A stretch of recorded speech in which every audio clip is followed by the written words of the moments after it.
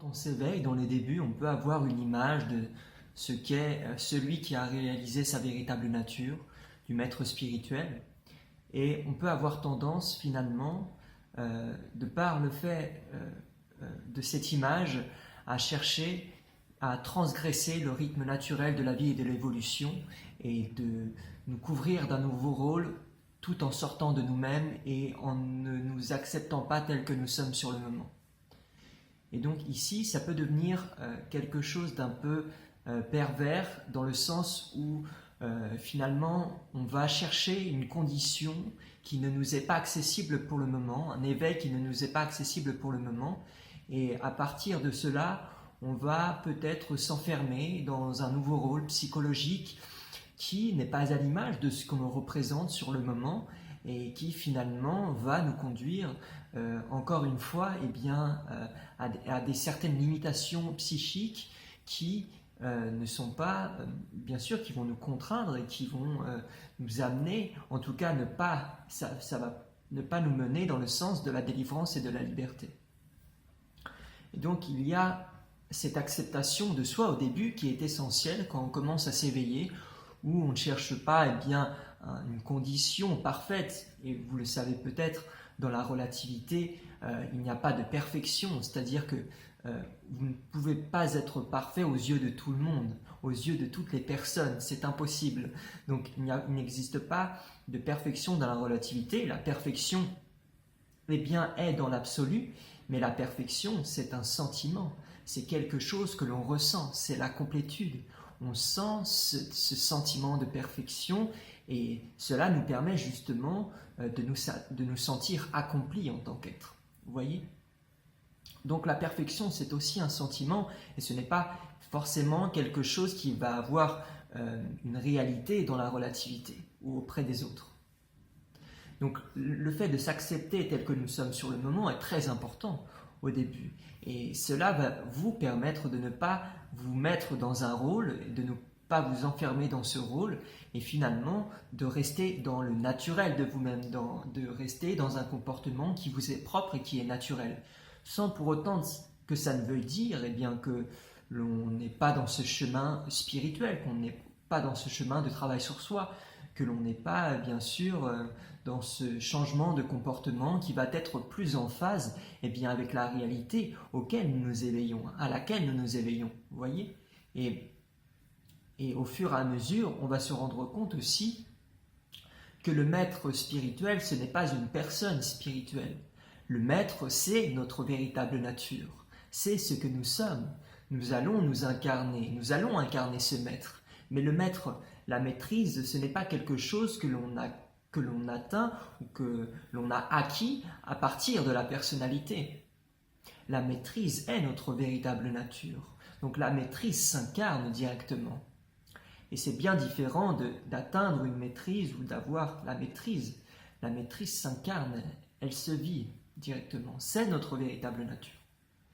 Donc cela n'empêche pas bien sûr qu'il y ait un chemin, il y ait un développement, mais c'est un apprentissage, c'est quelque chose qui survient d'une manière tout à fait naturelle parce que nous sommes suffisamment mûrs en notre âme pour cela et que finalement tout ce qui en découle à partir de cela, c'est un mouvement naturel. Et le fait de s'accepter tel que nous sommes, ça va nous permettre de ne pas être dans une certaine torture intérieure où on se dit que finalement on doit être parfait ou ça va mener peut-être à de la culpabilité. Vous savez, la nature égotique, ça provient de la nature égotique, cette culpabilité où on se dit, ça ne veut pas dire aussi qu'on n'a pas la capacité de se remettre en question. Vous savez, la capacité de se remettre en question, c'est aussi important parce que ça nous permet aussi d'évoluer. Et le fait justement de se dire, la remise en question est différente de la culpabilité. Où la culpabilité, c'est vraiment quelque chose qui va être propre à la nature égotique et qui ne va pas vous être favorable. Mais par contre, parce que ça peut devenir quelque chose de très mental et ça peut stagner en vous, vous voyez, ça peut devenir quelque chose de très envahissant pour vous. Alors que la remise en question, c'est quelque chose qui vient de nous-mêmes, de vous-même, c'est parce que vous avez la maturité de vous remettre en question et de vous dire peut-être qu'à ce moment-là, j'aurais pu agir autrement. Peut-être qu'il y a aussi certaines zones de moi-même que je dois mettre en lumière Et pour moi-même, c'est pour moi-même que je fais cela. Vous voyez, c'est toujours pour vous-même, vous le ramenez toujours à vous-même. Ça peut paraître égotique, cela, de voir cela comme ça, mais c'est une réalité, parce que c'est votre cheminement, c'est vous qui allez vous réaliser en tant que ce divin. Et si vous savez vous remettre aussi en question, c'est important parce que la remise en question vous permet d'évoluer. Les erreurs que vous faites dans votre vie vous permettent d'évoluer. Mais à ce moment-là, oui, il faut avoir la capacité à se remettre en question. Mais c'est toujours pour soi-même, c'est toujours pour évoluer. Ça va toujours dans le bon sens. Ce n'est jamais quelque chose qui va devenir envahissant et dont on va avoir des remords, de la culpabilité, vous voyez. Donc il est très important, au début, de s'accepter tel que nous sommes, de comprendre qu'il n'y a pas de perfection aux yeux de tout le monde, ça n'existe pas, et à partir de là, vous allez voir que ça va être beaucoup plus détendu. Vous allez relâcher, on parle de relâchement aussi, de lâcher prise dans le cheminement spirituel, où on revient au naturel de soi aussi. On ne joue pas un rôle, on ne se couvre pas, on ne se met pas un nouvel habit du maître spirituel ou de la personne spirituelle. On reste juste nous-mêmes et vous allez briller. Vous allez briller en restant vous-même. Vous allez être encore plus lumineux que si vous portez l'habit du maître spirituel. Et les autres vont ressentir cela parce que ça sera naturel en vous. Vous voyez? Et les gens vont ressentir cette ambiance détendue en vous, cette atmosphère détendue. Ils vont ressentir que vous ne jouez pas un rôle et que c'est véritable, c'est l'authenticité. Vous allez dégager de l'authenticité. Vous voyez? Parce que vous êtes vous-même. Et alors là, notre environnement de vie à tous peut devenir aussi harmonieux. Parce que nous nous acceptons et nous ne portons plus d'habits. Nous sommes vrais en nous-mêmes, juste authentiques.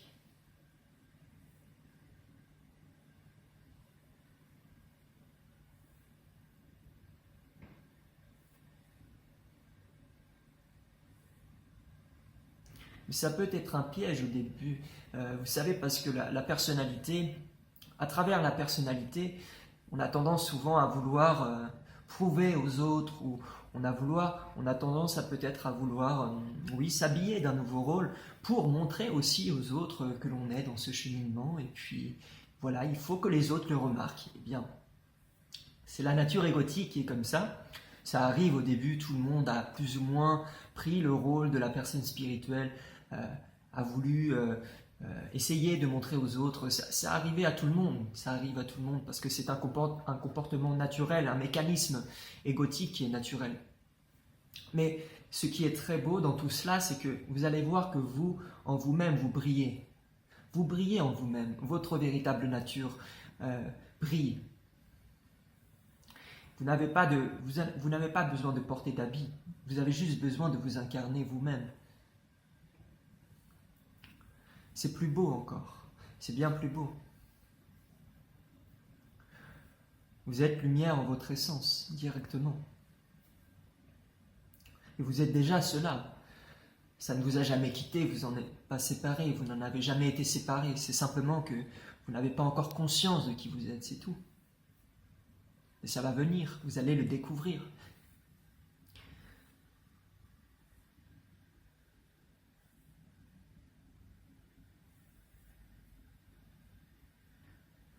Mais le mouvement du cœur, c'est un mouvement qui est très naturel. Vous voyez, quand on revient dans le cœur, on sort de ce mental justement qui peut-être veut s'habiller ou qui veut se réapproprier aussi, bien sûr.